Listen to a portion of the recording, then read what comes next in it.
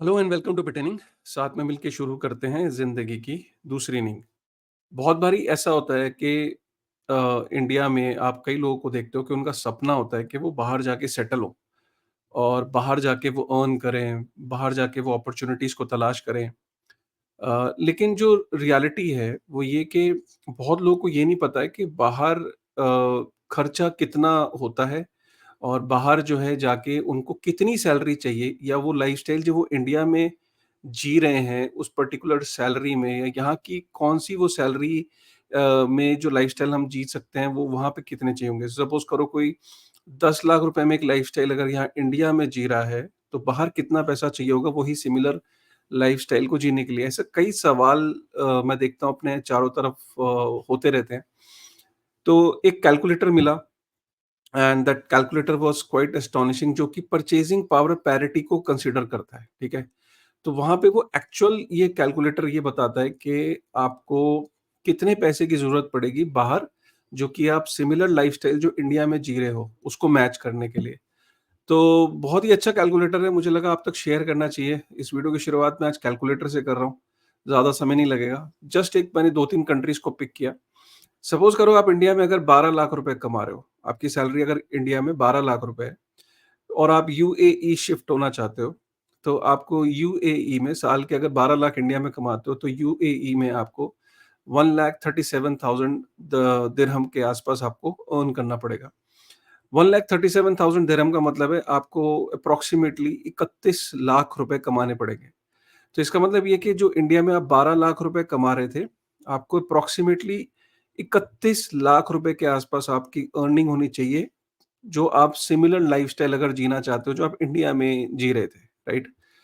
Similarly अगर हम दूसरे पॉइंट पे चलें, इंडिया से सपोज़ आपको ऑस्ट्रेलिया माइग्रेट होना है। इंडिया में आपकी सैलरी 12 लाख रुपए थी, अब आपको सिमिलर लाइफ़स्टाइल मिनिमम 12 लाख रुपए वाला जो आप लाइफ़स्टाइल इंडिया में जी रहे थे, वही लाइफ़स्टाइल आपको ऑस्ट्रेलिया में जीना है, तो आपको 82,000 जो डॉलर है ऑस्ट्रेलियन डॉलर आपको वहाँ पे चाहिए होंगे। तो ऑस्ट्रेलिया की लोकल करेंसी में 82,000 आपको चाहिए, तो अप्रॉक्सिमेटली ऑस्ट्रेलियन डॉलर जो है आपको 46 लाख रुपए अप्रॉक्सिमेटली अर्न करने हैं ऑस्ट्रेलिया में जाके, to live a similar lifestyle, ठीक है? और यही अगर हम बात करें कनाडा में, तो कनाडा में आपको 12 लाख रुपए अगर आपकी यहाँ सैलरी है, तो कनाडा में आपको 70,000 कैनेडियन डॉलर्स आपको अर्न करने हैं, व्हिच इज़ अप्रॉक्सिमेटली अगर हम कनाडा की करेंसी की बात करें, so which is Canadian dollar में अगर हम बात करें तो 42 लाख। अगर हम यूएस की बात करें तो 12 लाख रुपए अगर आप इंडिया में कमाते हो, तो यूएस में आपको 60,000 यूएस डॉलर आपको कमाने हैं, राइट? एंड 60,000 डॉलर का मतलब ये है कि अप्रॉक्सिमेटली आपको 50 लाख रुपीज़ अर्न करने हैं, अगर आपको यूएस में अपनी जीवन को बिताना है, राइट? जो करंट लाइफ़स्टाइल आप जी रहे हो। ये फैक्ट्स मैंने इसलिए बताए, एक तो सबसे पहले कैलकुलेटर अच्छा है। बहुत सारे जो मिडल क्लास में लोग हैं उनको ये पता नहीं होता है कि हमें कितनी सैलरी चाहिए होगी या हमें कैसे नेगोशिएट करना पड़ेगा या हमारे खर्चे कितने होंगे वहाँ पे। तो ये उनकी प्लानिंग के लिए बहुत अच्छा है कि आपको कई बारी जॉब को नेगोशिएट करना होता है, बाहर जाने से पहले आपको सैलरी नेगोशिएट करनी है, तो आपको ये पता होना चाहिए कि आपको कितनी सैलरी आपको डिमांड करनी है। दूसरा ये कि आपका ये भी मिथ ब्रेक हो गया कि जो मैं बाहर जाऊँगा तो डॉलर में कमाऊँगा, तो डॉलर्स में कमाओगे या दिरहम में कमाओगे तो उतने उस हिसाब से वहाँ खर्चे भी होते हैं। तीसरा या ये कि वहाँ जाते ही आप इतना बड़ा पैकेज एक्सपेक्ट नहीं करते हो कि आपको इतना बड़ा पैकेज मिल जाएगा, राइट? तो बहुत सारे इश्यूज़ होते हैं। पॉइंट ये है कि जितनी भी डेवलप्ड इकोनॉमीज़ हैं, इन्होंने जो वहाँ पे जो कॉस्ट ऑफ लिविंग है, that has really gone very high, primarily because of many reasons, but one of the major important reason is कि जितने भी डेवलप्ड इकोनॉमीज़ हैं, उन्होंने मनी प्रिंटिंग बेतहाशा करी है। चाहे आप यूएस का एग्ज़ाम्पल ले लो, चाहे आप ऑस्ट्रेलिया का एग्ज़ाम्पल ले लो, चाहे आप कनाडा का एग्ज़ाम्पल ले लो। इनकी जब आप मनी सप्लाई को देखते हो over the period of time, that has really increased exponentially, ठीक है? हम यूएई की बात करें तो यूएई में मनी प्रिंटिंग तो ज़्यादा नहीं हुई, लेकिन वहाँ पे क्योंकि दुनिया भर से जो लोग हैं वो माइग्रेट हो रहे हैं, तो वहाँ पे जो रियल एस्टेट है, जो कि एक मेजर कंपोनेंट होता है आपकी किसी भी प्लानिंग का, वो काफ़ी महँगा है। और दूसरा जो वहाँ पे और जो चीज़ें हैं, जो इंफ्रास्ट्रक्चर है, चाहे वो वहाँ पे जो तरह-तरह की जो वहाँ टैक्सेस, इनकम टैक्स तो नहीं है, लेकिन वहाँ पे तरह-तरह की फीस हैं। जैसे कि आपकी कोई भी लाइसेंस लेना है, कोई भी आपको चीज़ अप्लाई करनी है, कोई आपको कोई भी गवर्नमेंट के साथ अगर आपको कोई एग्रीमेंट में उतरना है, कुछ भी आपको करना है, तो वहाँ कदम-कदम पे जो है वो फीस होती है, राइट? रिन्यूअल की फीस अलग है, इसकी फीस अलग है, वो बहुत सारी डिफरेंट डिफरेंट तरीके की फीस होती है। तो ये इम्पोर्टेंट है इन तथ्यों को समझना कि आपको जब आप किसी देश में माइग्रेट कर रहे हैं, तो वहाँ का कॉस्ट ऑफ लिविंग इंडेक्स कैसा है? मतलब आपकी India is still better in terms of कि आपकी जो परचेज़िंग पावर पैरिटी के हिसाब से अगर आप देखें।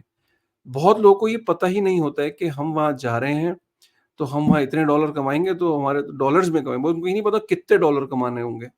बट ये पता होता है कि कमाएँगे डॉलर में, तो और वो इंडिया में जो 70 से मल्टीप्लाई हो जाएगा, 50 से मल्टीप्लाई हो जाएगा। ये बिल्कुल गलत है। मैंने आपके सामने एक डेटा शेयर किया है, इसको प्लीज़ अपने दोस्तों में और अपने रिश्तेदारों में ज़रूर एक बारी शेयर ज़रूर करिएगा, ठीक है? अगली खबर की तरफ चलते हैं, थोड़ा-सा क्रिप्टो की तरफ चलते हैं। अगर आपको ये खबर अच्छी लगी होगी तो प्लीज़ एक बार शेयर करिएगा। क्रिप्टो की तरफ चलते हैं भाई, सबसे पहली बात है कि जो ट्रम्प है, वो बिटकॉइन की सबसे जो बड़ी कॉन्फ्रेंस है, वहाँ पे 30 मिनट बोलने वाला है। जो डोनाल्ड ट्रम्प है, वो 30 मिनट तक बोलेगा। एक बिटकॉइन की सबसे बड़ी कॉन्फ्रेंस है। आप सोचो बिटकॉइन की कॉन्फ्रेंस में डोनाल्ड ट्रम्प बोलेगा, ये एक बहुत बड़ी स्टेटमेंट है। एक प्रेज़िडेंट जो फ्यूचर प्रेज़िडेंट अगर बन गया, तो आप सोचिए कि फ्यूचर प्रेज़िडेंट जो है वो बिटकॉइन की कॉन्फ्रेंस में एज़ अ स्पीकर बोल रहा है, ये बहुत बड़ी स्टेटमेंट है। तो ये एक इम्पोर्टेंट खबर है। यूएस से दूसरी इम्पोर्टेंट खबर ये है कि यूएस के अंदर जो है, जो सीएफटीसी का चेयरमैन है, वो बार-बार उसने कांग्रेस के अंदर, जैसे पार्लियामेंट होती है, वहाँ पे उसने कांग्रेस को कन्विंस करने की कोशिश करी कि bitcoin and Ethereum are commodities, और कई सारी क्रिप्टो टोकन्स भी कमोडिटीज़ हैं। एंड कांग्रेस को, मतलब वो एड्रेस कर रहा था कि जो पार्लियामेंटेरियंस हैं, जो जो वहाँ पे जो इलेक्टेड मेंबर्स हैं, उनको वो रिक्वेस्ट कर रहा था कि उनको जल्द से जल्द कोई कदम उठा के, बेसिकली सीएफटीसी ये चाहता है, जैसे एसईसी है, तो सीएफटीसी ये चाहता है कि वो रेगुलेटर बन जाए। तो वो they were just trying to convince कि जल्दी कुछ स्टेप उठाने चाहिए। बिटकॉइन एंड इथेरियम और कमोडिटीज़, ठीक है?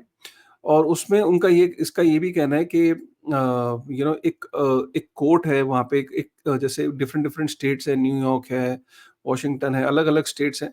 तो वहाँ पे एक स्टेट के अंदर अभी एक केस चला, उस केस के अंदर जो कोर्ट है उसने भी ये एक्नॉलेज किया कि जो बिटकॉइन और इथेरियम है वो कमोडिटीज़ हैं, राइट? तो उसने उस केस का भी हवाला किया है कि now even the court says that bitcoin and Ethereum are commodities. CoinGecko ने एक सर्वे किया, कॉइनगेको को हम सब जानते हैं। वहाँ पे एक सर्वे के दौरान ये निकला कि 49% पीपल आर बुलिश। बाकी जो है, अगर आप ये देखो तो जो स्ट्रांगली फील करते हैं कि बेयरिश फील करते हैं, वो 11% है। Somewhat bearish is 13%। जो न्यूट्रल हैं, जो ये डिसाइड नहीं कर पा रहे हैं कि वो बेयरिश है या बुलिश है, वो 25% है। काफ़ी लोग हैं जो इस टाइम कन्फ्यूज़ स्टेट में हैं। एंड जो बिल्कुल सोचते हैं कि बुलिश सोचते हैं, वो ओनली 23% है। इम्पोर्टेंट यास्टिक्स है, ये सर्वे आपके जो बिलीव्स है उनको और स्ट्रॉन्ग करता है कि इस टाइम जो आप बिलीव करते हो, कर रहे हो, इस टाइम जो बिलीव कर रहे हो, क्या मार्केट उसी तरीके से बिलीव कर रही है, या क्या सेंटिमेंट्स है। सेंटिमेंट्स की अगर हम बात करें तो भाई ईटीएफ्स में तो पैसा फिर से आने लगा है। 5 जुलाई को 143 मिलियन, 8 जुलाई को 294 मिलियन, 9 जुलाई को 216 मिलियन यूएस डॉलर, और 10 जुलाई को, जो कि कल था, वो 147 मिलियन यूएस डॉलर। अगर आप पिछले 4 दिन का देखो तो 200, 400, 500, 600, 700, 800 मिलियन यूएस डॉलर के आसपास पिछले 4 दिन में एंटर किया है। यही कारण है कि आप बिटकॉइन में एक वापस से एक रिकवरी होते देख रहे हो, ठीक है? जो मैं जिस कोर्ट की बात कर रहा था, वो उस कोर्ट के बारे में ये न्यूज़ है, राइट? तो ये यहाँ पे जो सीएफटीसी का चेयरमैन है, उसने उस कोर्ट के बारे में यहाँ पे उसका हवाला दिया है, ठीक है? तो अगेन ये खबर बड़ी इम्पोर्टेंट है, क्योंकि अगर उसकी बात मान ली गई, तो अगर सीएफटीसी बन जाता है रेगुलेटर, तो बिटकॉइन एंड इथेरियम का हो सकता है सीएफटीसी हो जाए, और बाकी टोकन्स का जो है वो एसईसी हो जाए, ठीक है? तो ये जो कोर्ट है, ये district court in the north district of Illinois, जो एक वन ऑफ द डिस्ट्रिक्ट है यूएस का, वहाँ पे ये केस डिसाइड हुआ। City of Santa Monica US के अंदर है। वहाँ के मेयर ने यू नो जो वहाँ का जो मेयर है उन्होंने उसको उसके अंदर एक बिटकॉइन ऑफिस खोल दिया है वहाँ पे, राइट? एंड ऑफिशियली एक बिटकॉइन ऑफिस खोल दिया है वहाँ पे literally. And this city wants to copy the success of El Salvador, right, which became the first city to adopt bitcoin as legal tender. तो ये उसको फॉलो करना चाहते हैं। सो सो या दैट्स इट। और उसके अलावा अगर हम देखें तो बहुत इंटरेस्टिंग वीक रहेगा आगे, खासकर जुलाई 27 जब डोनाल्ड ट्रंप 30 मिनट की जो है वो स्पीच देंगे। पूरी स्पीच को हम कवर करेंगे, लाइन बाय लाइन उसको कवर करेंगे और लाइव उसको उसका लिंक मैं शेयर कर दूँगा, लेकिन मैं यूट्यूब पे उसकी समरी भी बनाऊँगा कि क्या बोला। एक-एक लाइन बड़ी इंपॉर्टेंट होगी डोनाल्ड ट्रंप की। और अगर डोनाल्ड ट्रंप प्रेज़िडेंट बन जाता है, वापस प्रेज़िडेंट बनने की अगर उसमें रेस में आगे निकल जाता है, तो that will be a huge news for bitcoin and for the industry in total. चलिए, कैसी लगी आपको आज की ये खबर? और जो शुरू का जो कैलकुलेटर था उसका लिंक मैं डिस्क्रिप्शन में डाल दूँगा। और अगर आपको कैलकुलेटर पसंद आए तो प्लीज़ एक बारी कमेंट करना आपकी क्या सोच है, ठीक है? चलिए with this thought, thank you very much.